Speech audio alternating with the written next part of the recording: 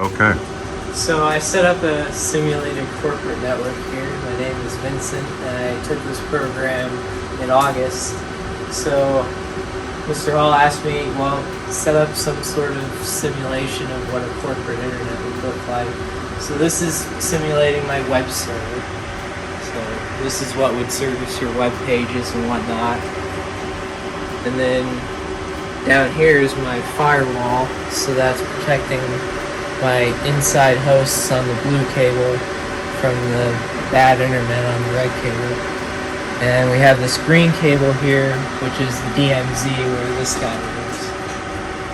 So he's protected, but he's not as protected as, hosts like this on the inside. So this is my host on the inside. As you can see, there's the firewall dashboard for this guy here. And if you take a look here, this shows you what happens if you use Telnet versus SSH. So as you can see with Telnet, everything is unencrypted, which is bad. And if you go over here, this is what it would look like if you were to do it with SSH. See how it's all encrypted and it looks like gibberish, basically.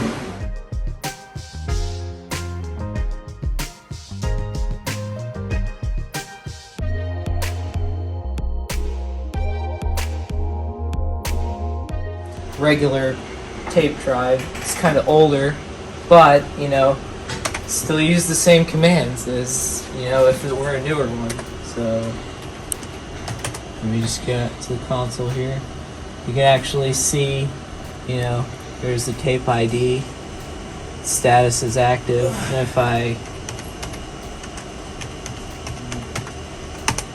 so I made a little script that'll run the commands to do a backup.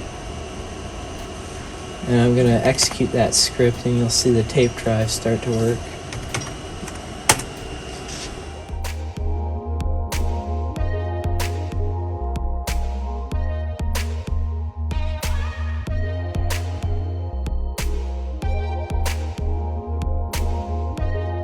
I did kind of the same thing, so it was me going from the core router to the branch router at the branch core. So this is like the corporate's core, this is like the branch's core.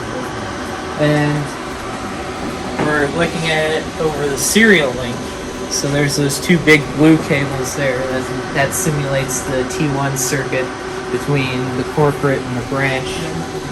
And I did a regular telnet, as you can see again, unencrypted, plain text.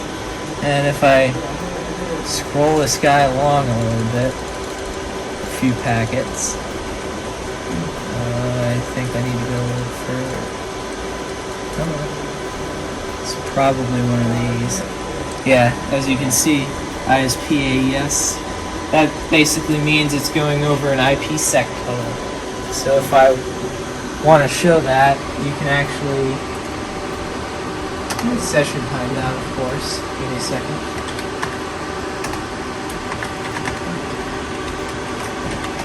If I do show crypto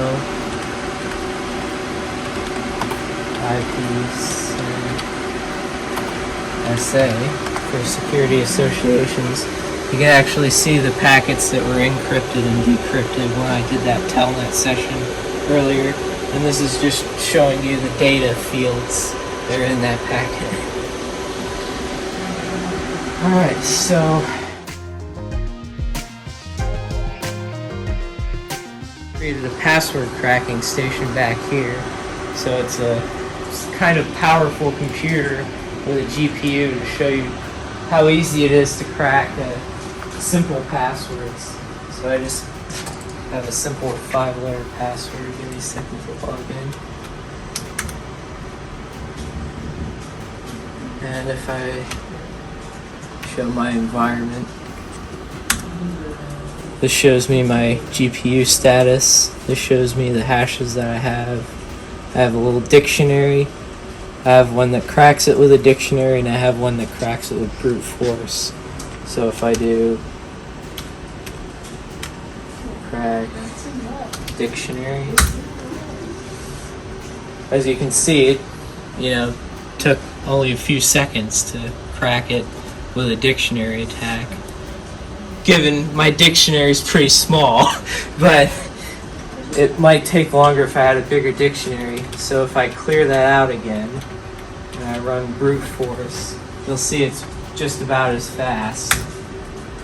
So that clears it out. Now if I do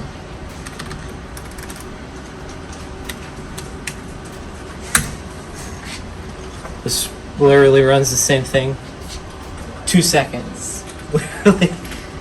I've got my Cisco in class, so that's the passwords that are set on these routers by default for the Cisco labs. So I just wanted to show how easy it was to go through and crack them with either brute force or a dictionary type attack. So that's kind of the labs that we had set up today for this demonstration. I hope you enjoy the show.